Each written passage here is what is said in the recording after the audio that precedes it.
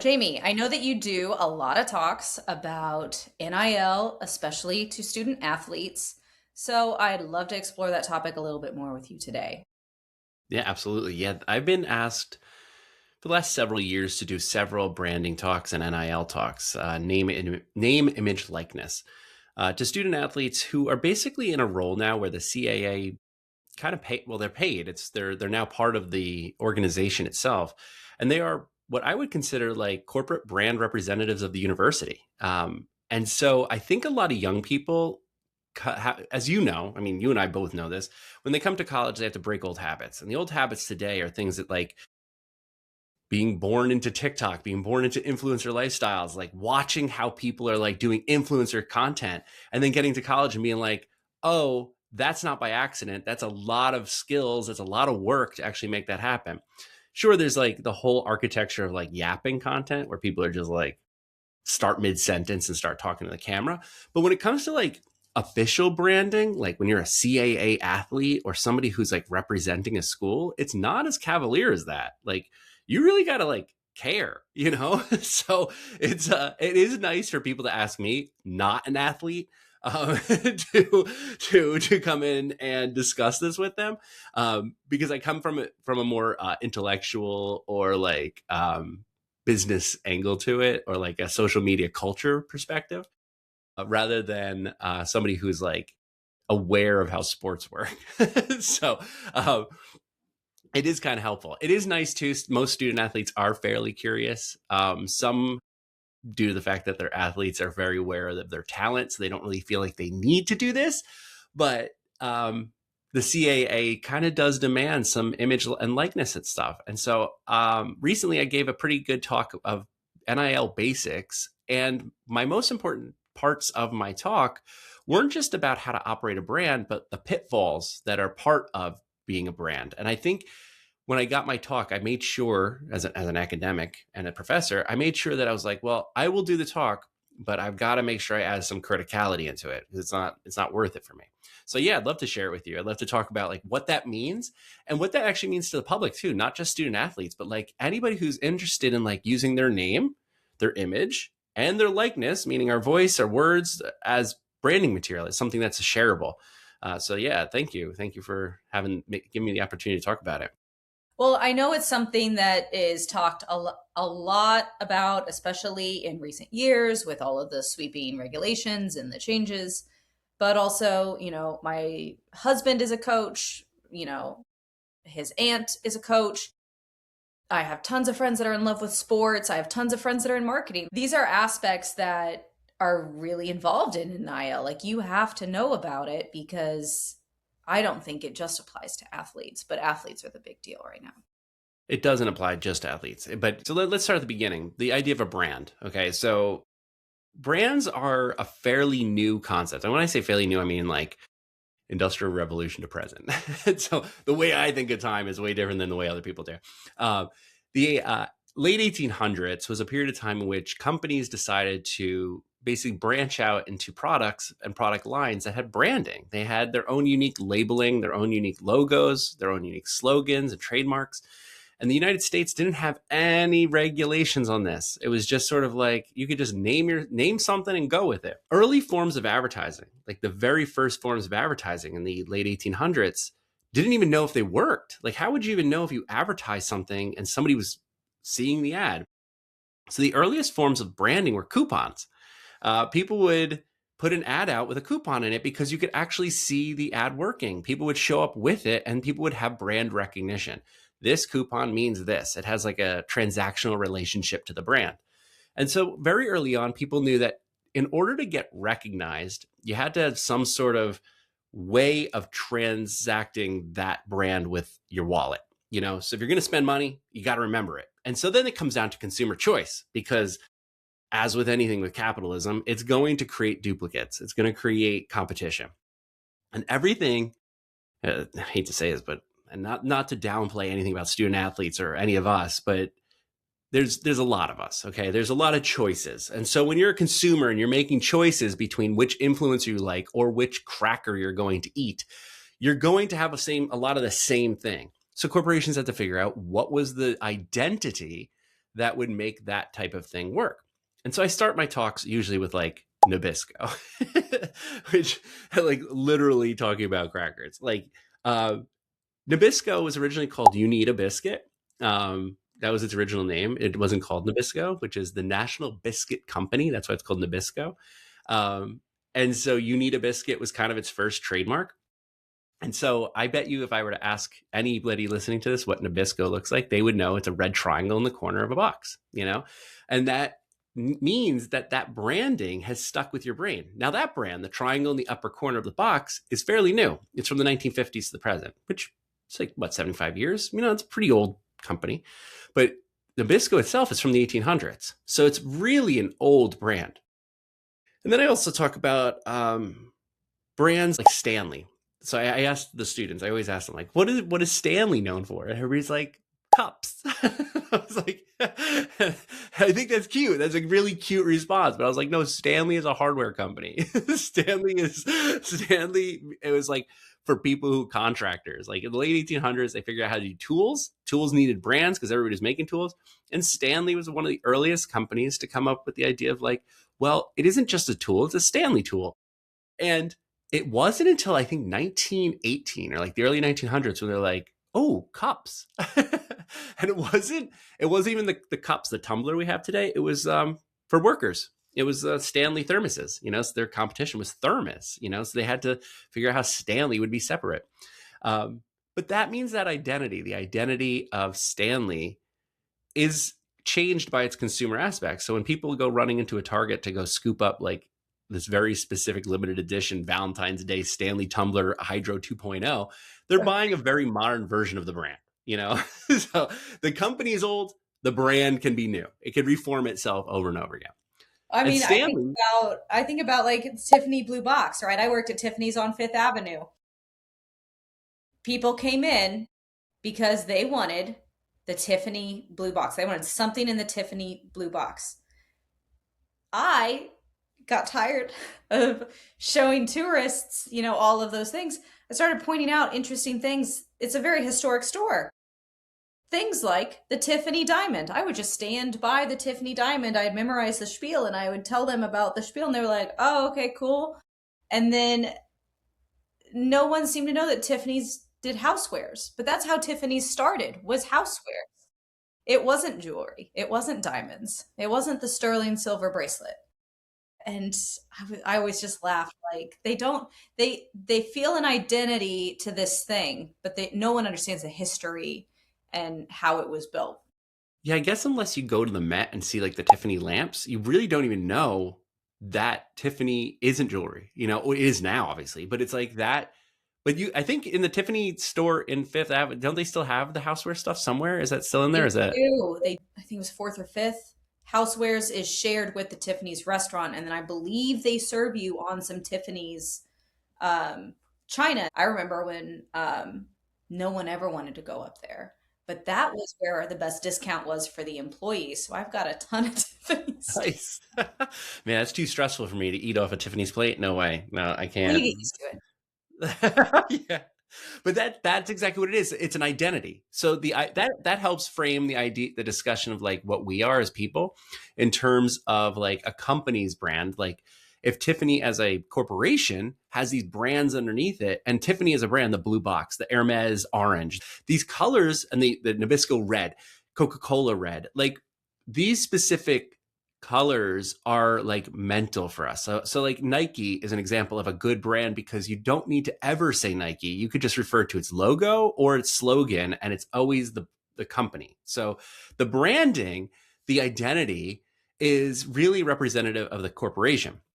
So then when it comes to sports, I was like thinking like, okay, so if you had like the Patriots and the Seahawks in the Super Bowl, they're still representing the NFL, which is the corporation that overrides the brand. So you have these tiers of brands, and then under that you have the sports figures themselves. You know, like these people who are like representing that brand.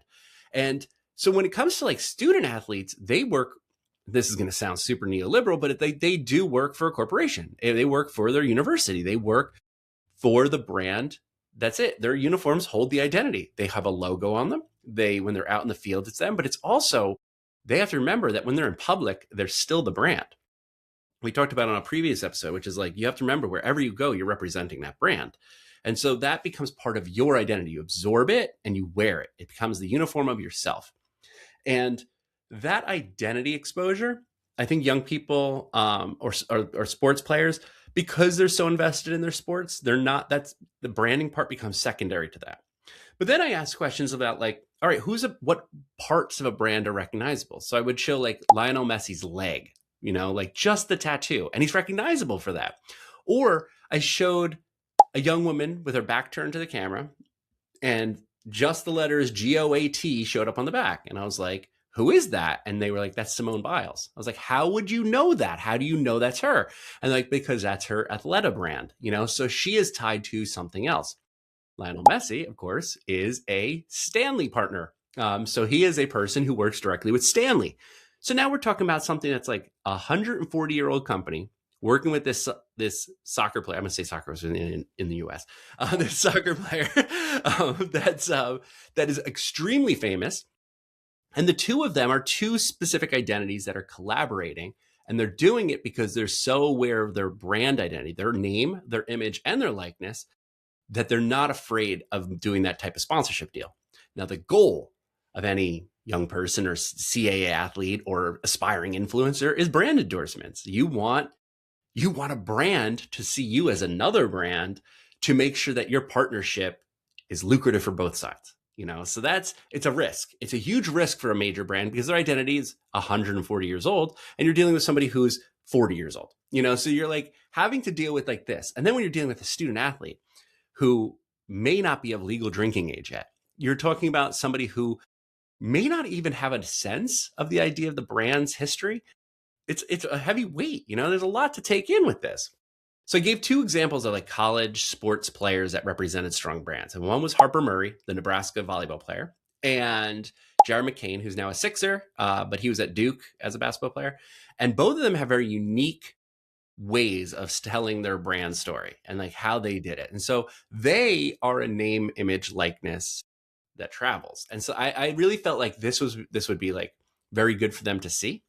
Harper Murray, her story is pretty fascinating because when she was a younger student, she got in a little bit of trouble. I'm not going to go into it here because I don't want to talk about her. She got in trouble with the law, some problems with drinking, and she needed to as a sports player, as a very talented sports player, she had to make sure she contained that brand so it was a safer brand identity. And she worked really, really hard to do so.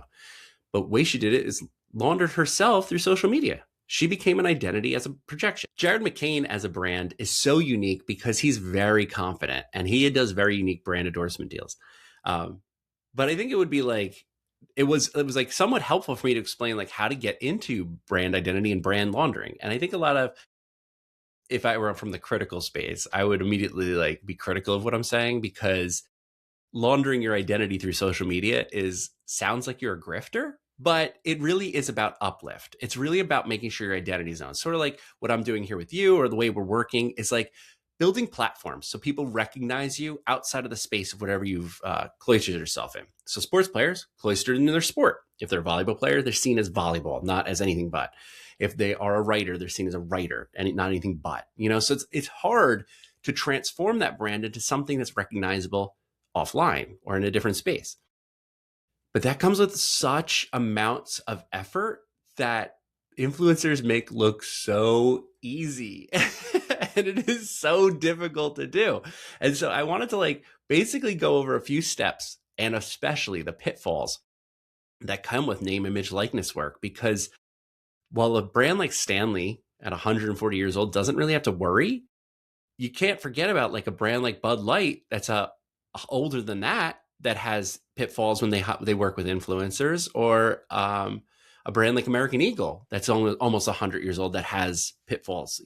So you have to understand that brands do have these issues because their agencies themselves either forget or misunderstand the cultural moment. I think when universities or organizations start talking to their employees or their athletes and saying, it's time to do NIL work, we want to see you as a brand, they have to make sure that they're talking about these things. That's it, not just my opinion, but I think it's a responsibility. I think it's a disservice to young people and students especially to not tell them about these more important aspects of branding. Yeah. Yeah. I agree because all those things, if you misunderstand it, translate over into my side of the field too. Like if you don't understand this, if you don't understand the cultural moment, if you don't understand the pitfalls, the whole thing falls apart. Yeah, you're absolutely right. The idea of maintenance, identity is maintenance. I started with that, which is like, how do you express your identity? We we've had our lives and trials and tribulations, and your identity is forged over time. Sometimes it's forged through failure, sometimes it's forged through wins, and sometimes it's just forged through trouble, but in many cases, the less strife you go through, the less hardened your identity is. But when you're a young person and you're in your early 20s, especially coming out of high school, expected to make a decision for something that you're doing for the rest of your life, it's a lot of weight for them. So it really is one of those, it's a lot to expect of somebody without giving them the rules of what goes on. So the first thing I started with for them, and for most of my talks, is like entry points. What can you do that's easy to forge an identity? And the easiest thing, as you know, Destiny, I mean, this is your work is find your passion. What you're passionate about usually translates directly to something you could talk about extemporaneously. You could talk about it in different ways. So I gave them like a couple of models of content.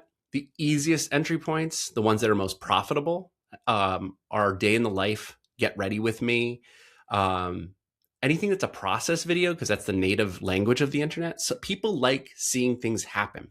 It's also good for retention because people, when they tune into a video, there's nothing that wants to keep them going to the very end. But if you show them a process, they want to know how the process gets completed. And so get readies with me are easy process videos because the process is you're not ready, you will be ready. So when you have the process, people will keep watching until you're finished. The same thing goes for makeup artistry. And that goes with day in the life. How does the day go by? So I was trying to explain that very easy ways of maintaining an identity is just simply talking about your identity, doing expression work, talking about what you do in your everyday life is compelling to a viewer, especially somebody like me who is not an athlete. I'm constantly curious about how athletes do their thing. What's their day in their life like? Hell, I'm curious about what you do in your daily life. Like, how do you start your day? What do you think about? How does it go through? Anybody who's not in a specific field has this open idea of what curiosity is towards it. So those are like easy ways of doing it. So I mean, I've obviously watched, Jared McCain and Harper Murray's content, but what stands out to me about Jared McCain's content is the nail polish thing and his brand deal with Sally's. I use that nail polish, right? And No I'm literally kidding. looking Yeah. at the video and I'm like, well, what colors? Like, I'm about to go to Walmart right now and buy that color because it looks really cool. So, what's your perspective on brand deals from your side of the POV? So it's good for students to get brand deals because it teaches them responsibility. And it sounds like really fatherly, I guess, but it's like if you're going to hold on to something, you don't want to break it. And like a brand deal is very fragile. And they do want you to sell their product. In the end, you're just selling things, soft selling. But when they send you a package full of stuff, they're going to want you to endorse it in a way that makes it seem natural and authentic, not like forced or like this isn't mine. Jared McCain's deal is very fascinating to me because Jared is very open about the idea that nail polish for him isn't part of a beauty standard. It's more of like a preservation of his fingernails. Like me, he bites his nails, and he realized if he painted his nails, he's less likely to bite them. Then he just liked the way they looked. And so it became part of his identity. And that was what I wanted to promote to the students was like, Jared McCain as a basketball player uses his hands all the time, but now he has an identity that's recognizable from a distance. He's the guy with nail polish. Then brands, what's the brand you said that he works with? I think it's Sally's nail polish. Yeah, It comes in Sally's. very unique shape. I didn't have to. I saw the bottle shape, and I knew who it Oh, you was. knew from the bottle, no kidding. Um, and what's nice is he becomes an expert. So he becomes an expert in that company, and so he starts doing his nails, and now it becomes part of who he is.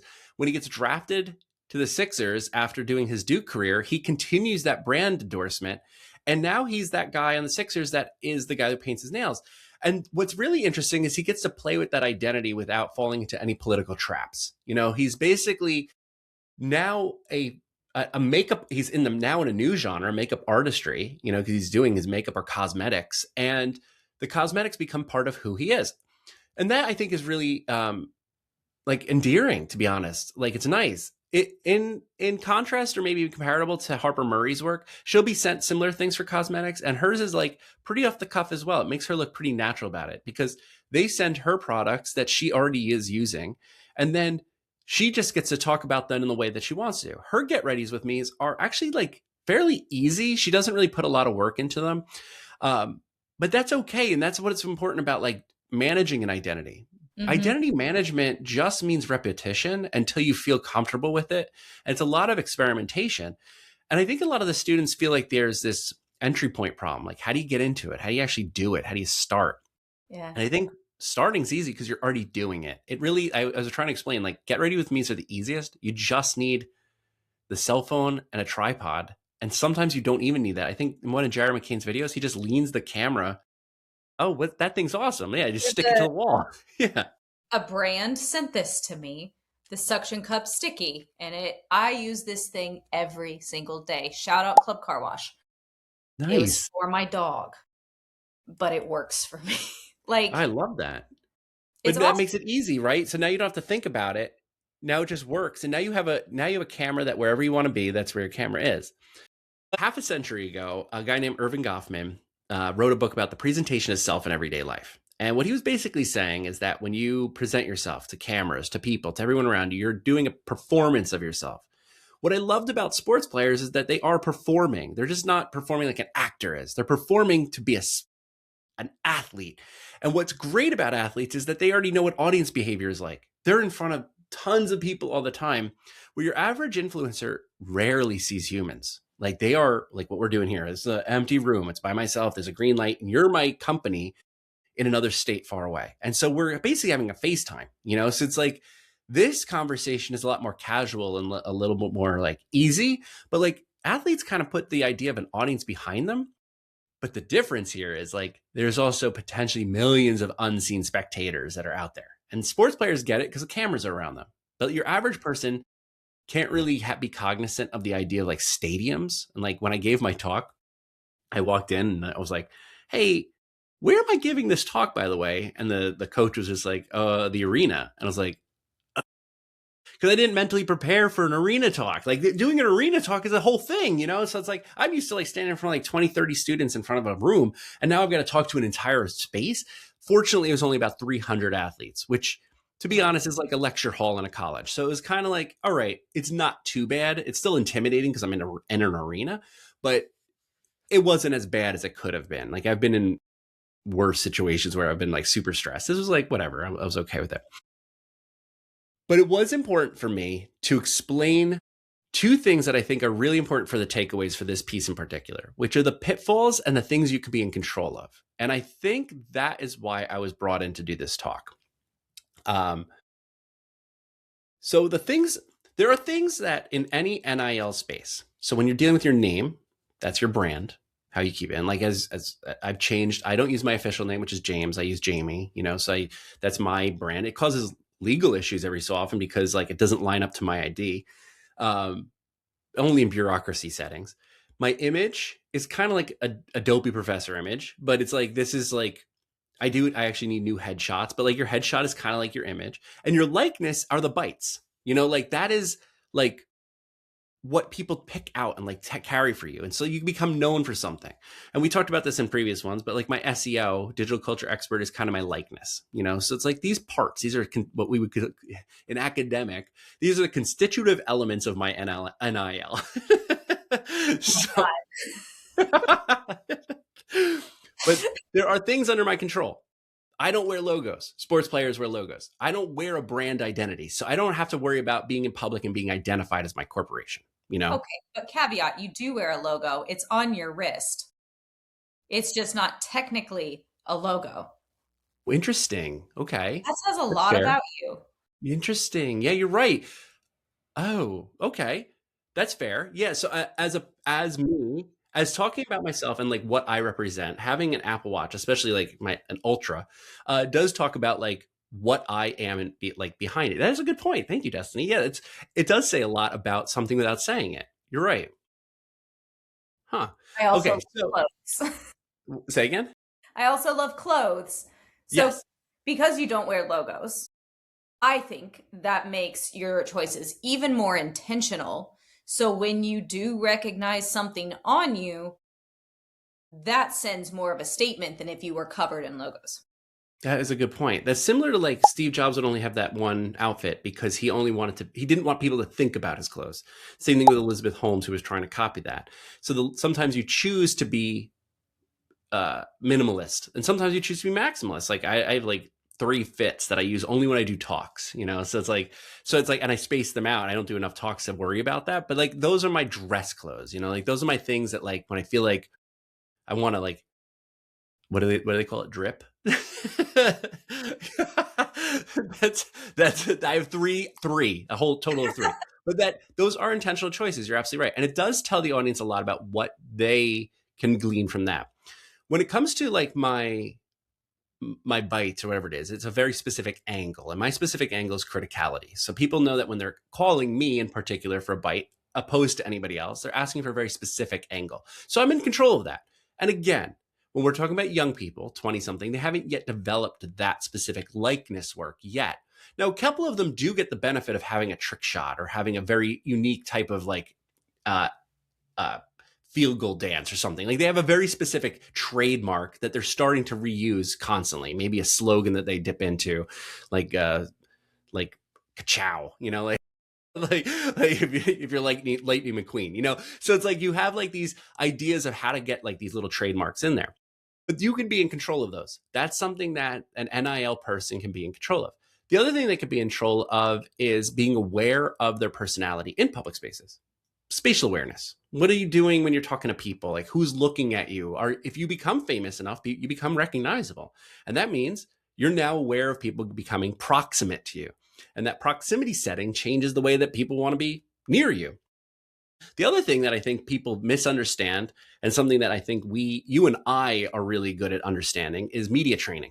I think young people need media training. I think now we're watching the Olympics and seeing who has media training and who doesn't. And I love seeing that.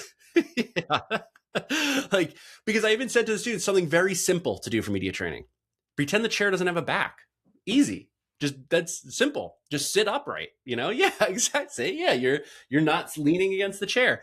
Very simple model of media training is just sitting upright, pulling your shoulders back, and talking to the person. And not Then, everyone, what was the name of that? Marshawn Lynch. Not yep. everyone's Marshawn Lynch. Mm-mm. Not everyone can be. But that's also not what you aim for. That's right. But that was like, I love watching these Olympians who have spent their entire lives so dedicated to their sport that they don't really have time for media training. And when they win an award, now they have to like talk to the press. And it's like kind of funny because some of them are slouching and some of them are like sitting back or some are like leaning back. It's like, obviously you never had the training. So that takes only a little bit of practice to become media trained. But it is one of those things where, as you and I both know, like that is one of the most underrated, most important parts of control over your NIL. Then there's also self-control, of course, because if you are a representative of your company, you can't really, you're now your own content moderator. You now have to keep the borderlands so that you don't get quoted in a certain way or representative of that brand in a negative manner. That's self-control.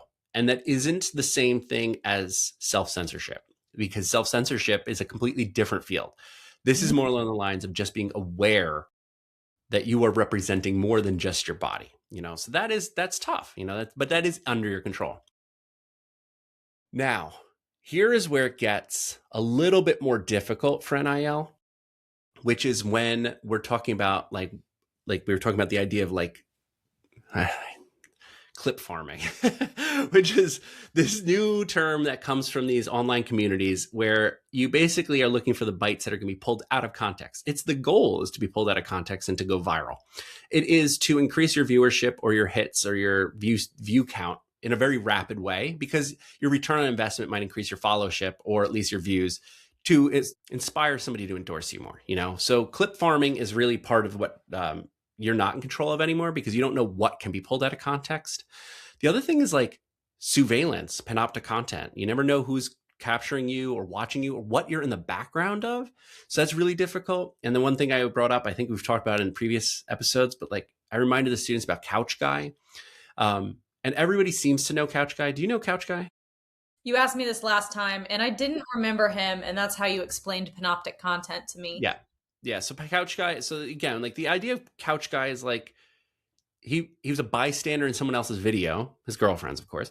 But the fact he became an enemy online was out of his control because he was somebody else's piece of content. That could happen to you. Literally, you could be standing on a corner of a street in New York City and somebody could be recording their trip, and just you doing something weird for that moment could be a viral moment. So we are so out of control of what the panoptic content is at this point that we have to just know that that's there, not to be afraid of it, but to be aware of that. In particular, when it comes to NIL, I think young women have a harder time than men. And that is because young women, especially sports figures, men are primarily their audience. And that means a lot of their identity is being dictated by an audience who isn't really in it for the sport. They're in it to admire or ogle the character. Now, that becomes problematic for young women because the audience will sometimes go through their archive. So we are in control of our archive. We should go back through our Instagram, go back through our thing, and find any piece of content that might be questionable, that could be taken out of context, that could be used against us anyway. And that is a sort of form of self-censorship, but it's also NIL control. You are no longer, once you've decided to move forward with NIL, you are moving forward with a public persona. And therefore, you should clean up your archive. Yes. You should do this, though, because aggregators are taking those things. And so we talked about this last time, but you don't want to be in a situation where somebody screen grabs you and puts you on their site. And that's something that's out of our control, but it is in our control because it is your NIL, not their NIL. Don't let someone rebrand you.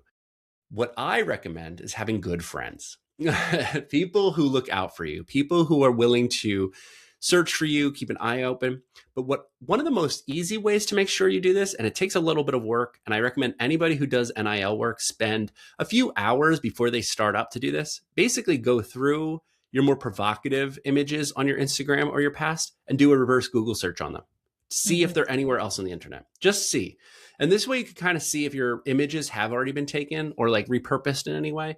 And now you have a big of environmental control over NIL. So you can see what it's doing. What are other people talking about? Are people talking about you in different ways? I would also go through and clean up your comments. If people are commenting specifically about your looks and not moving forward with a conversation, there's no reason to keep them. So those NIL traits are really like, that's work, it's labor. But if you're going to do public persona work, it is labor. That is part of what you're actually going to be doing. Lastly, and the scariest, is AI, especially for young women. And it is important for young women to understand that when they are doing this, that these apps, these Nudify apps and these Grok and all these generators are out of your control, and audiences are kind of dirty. And so you really have to be very aware of it. It was kind of funny and very gendered when I gave my talk, because when I started going to this part of the NIL talk, the men literally tuned out. They just did not, this was not in their interest area, where young women kind of leaned in and were like very curious about Grok and AI manipulation. What? How disappointing that is that the men Yeah, tuned out. That, exactly. like, oh, It is disappointing. And it was also disappointing because the way I've reframed it was like, men, these are your classmates and your teammates. Regardless of whether or not you're doing it, you're all part of the same organization, which is the leagues underneath the brand of the university. You should look out for each other regardless.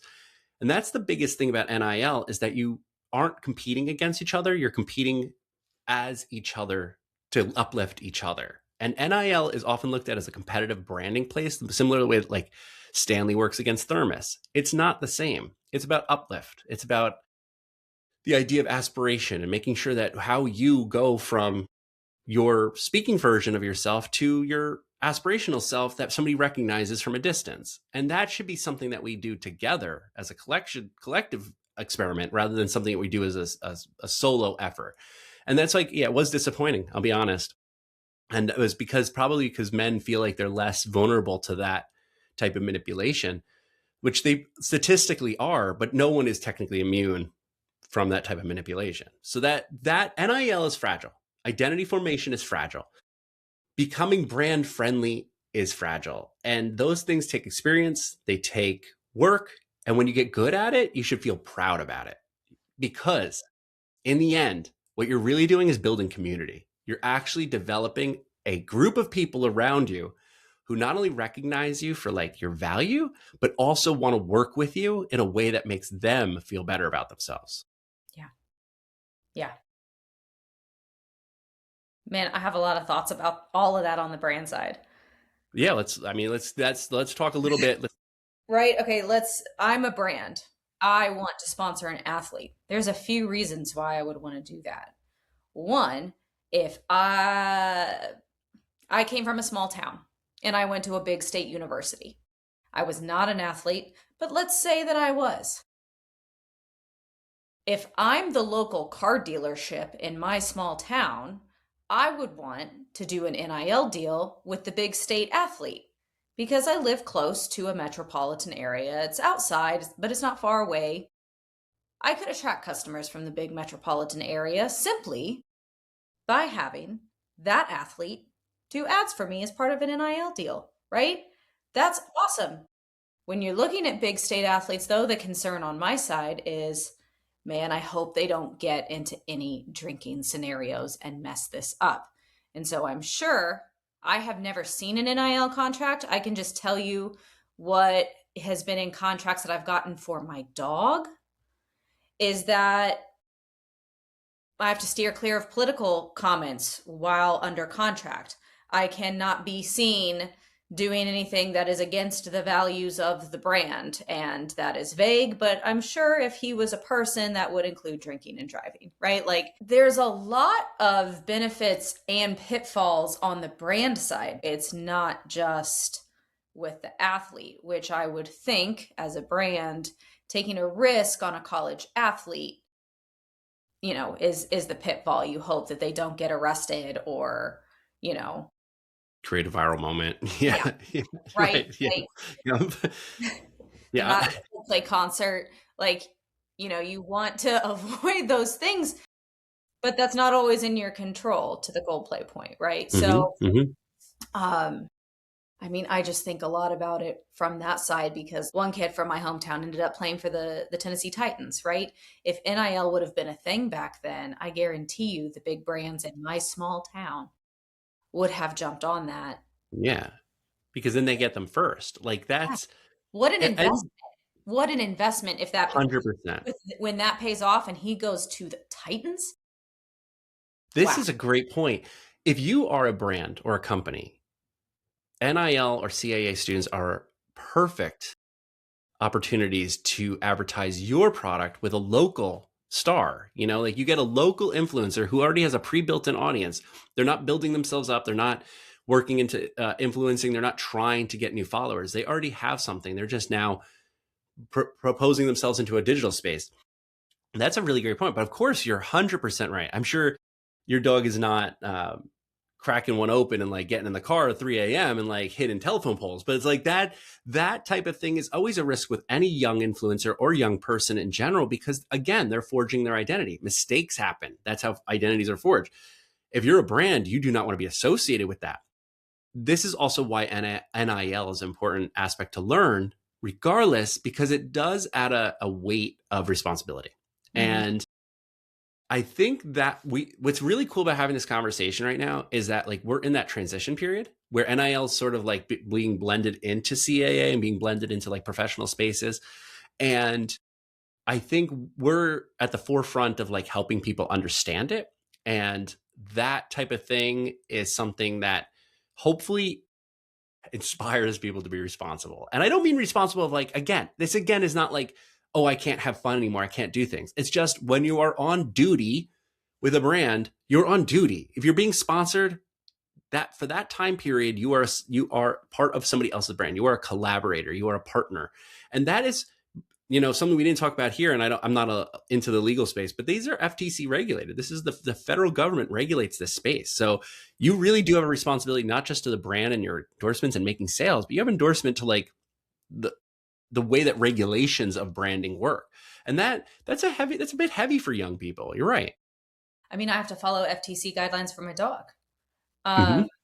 but I also think, I mean, to your point, this is something we were talking about just before, but there are schools that are helping these athletes understand all of these things. So my alma mater, Mizzou, has an organization that does this. And what I loved about it when I heard about it was that they help the athletes understand all of these aspects. They help them understand, okay, here's the contract, here's what this means, here's the guidelines, here's the type of content, here's how it affects your other content. They also give them like financial guidance and help them understand all of those aspects. They also help them understand, because these are athletes, what happens if you enter the transfer portal? How does all of that affect your NIL deals? Do those carry over? Probably not. And they help guide them through that, which I thought was amazing, because I can see a lot of these kids getting money. If you would have given me money like that in college, do you know what I would have gone and spent it on? Like all of the Subway sandwiches. Yeah, I do. I wouldn't have gotten those deals, which is, but but yes, I do. I probably would have spent it on stuff that was probably inappropriate. But you're right. I think it just changes the way that we understand it. And that's why I think working with the CAA is a little easier than just your average influencer. What I think the statistics, but 33 to 56%, it's depending on your poll, of young people, Gen Z and now Gen Alpha, they aspire to be creators. So you're looking at that almost half of young people are basically desiring to be the space of like making sure that their brand, their image, and their identity is part of something public persona. Which, if that's true, if that's the case, then this conversation should be happening younger. It shouldn't be instituted at a college level. Absolutely. Honestly, it's probably gonna get me in trouble for saying it, but like we need to be having these conversations at junior high when we have all the other, okay, you're getting close to being an adult conversations. Like it should be part of it, because the impact that social media is having on their mental health, the impact that it's having on what colleges they can attend because of the things that they've posted, the type of jobs they can get because of what they've posted, all of that is impacted by it. And if you don't understand all of that at an early age now, that's not going to help. 100% right. And I think it's a disservice to not inform students of that, because this is the world. The internet is not going away. This is the world they're entering. And you're right, the internet has accumulated a fair amount of disadvantages and problems. But our ability to have agency in those spaces and being able to make our own choices only makes us better people in the end. So it is a net benefit in the end. And me, I'm an optimist about this. So I do feel like that type of education, you're right. I think the opportunity is at the moment when we're doing here's what to expect when you're going to the next stage of your life. This is also part of that, so I agree with you. And so anybody listening and wants to institute that, we're willing to have that conversation with you too. Right? I mean, I'm going to take a hard stance and be like, I don't think kids under 16 should have social media. And I know that's rough, but man, did we have it easy. We I did. didn't have social media until I was like 18. I am not an abstinence person. So I think if they have social media, they should just have a way of talking about it and making it part of their life, because it is really hard to regulate an abstinence plan. But it's also like we've talked about this before, and this is off the topic of this, but like we've been talking this entire time about very like privileged people who are sports athletes. These are like an upper tier of people, but like the internet does exist as a very important space for people who are at a disadvantage, people who come from marginalized groups or queer spaces. The internet is the only place of expression they have. They don't have that otherwise. So the internet having it banned is like could be an issue towards their identity formation.